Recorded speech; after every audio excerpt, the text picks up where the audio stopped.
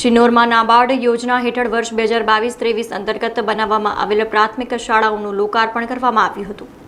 શિનોર તાલુકામાં નાબાર્ડ યોજના હેઠળ વર્ષ 2022-23 અંતર્ગત બાવળિયા મુકામે ₹50,95,000ના ખર્ચે 3 રૂમો, છાણભોઈ પ્રાથમિક શાળાના ₹30,12,000ના ખર્ચે બનેલ 2 રૂમો, અવાખલ પ્રાથમિક શાળાના 11 ઓરડાઓ 1,89,00,000ના ખર્ચે અને પ્રાથમિક કુમાર શાળા શિનોરના 8 રૂમો 1,24,00,000ના ખર્ચે આમ કુલ આશરે 3,94,00,000ના ખર્ચે બનેલ 4 પ્રાથમિક શાળાના નવા મકાનનું લોકાર્પણ આજે કરવામાં આવ્યું હતું, જ્યાં દરેક શાળાએ મહેમાનોનું સ્વાગત ગીત તથા પુષ્પગુચ્છથી સ્વાગત કર્યા બાદ દીપ પ્રાગટ્ય કરીને રિબિન કાપી શ્રીફળ વધેરીને શાળાનું લોકાર્પણ કરવામાં આવ્યું હતું।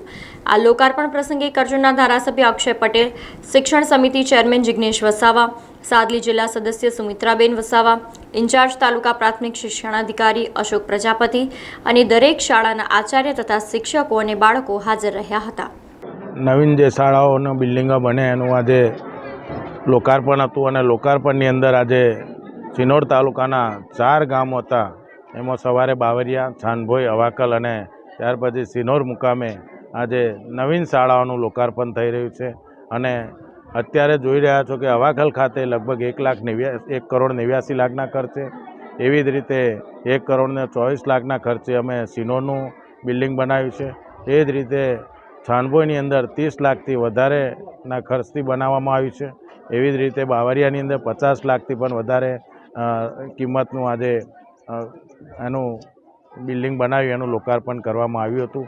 અને આવનારા દિવસોની અંદર બીજી 15 નવી શાળાઓ અમે બનાવવા જઈ રહ્યા છીએ અને એનું ટેન્ડર પ્રક્રિયા પણ પતી ગઈ છે અને વિધાનસભાની અંદર જે બીજા 20 બિલ્ડિંગોની જે માગણી આવી છે એ આવનારા દિવસોની અંદર વહેલી તકે પરિપૂર્ણ થાય એ રીતે અમે કટિબદ્ધ રહીશું। અને આ ગામજનોએ જે તમામ ગામજનોએ જે સાથ સહકાર આપ્યો છે, બાળકોને બેસવા માટેની સુવિધા જ્યારે બિલ્ડિંગ નહોતું ત્યારે જે લોકોએ એને સુવિધા ઊભી કરીને આપી છે, એ લોકોનો પણ આ તબક્કે ખૂબ ખૂબ આભાર માનું છું।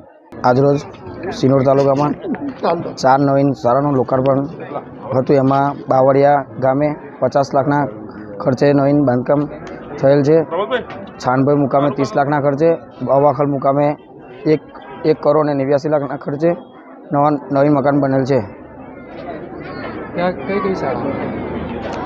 બાવળિયા, છાનભાઈ, અવાખલ અને શિનોર અંદાજે 4 કરોડની ઉપરના ખર્ચે નવીન બાંધકામ થયેલ છે। સમાચારોના સતત અપડેટ માટે TNN ન્યૂઝને YouTube પર સબસ્ક્રાઇબ કરી બેલ આઇકોન પ્રેસ કરો અને અમારી સાથે જોડાયેલા રહો Facebook, Instagram અને Twitter ઉપર।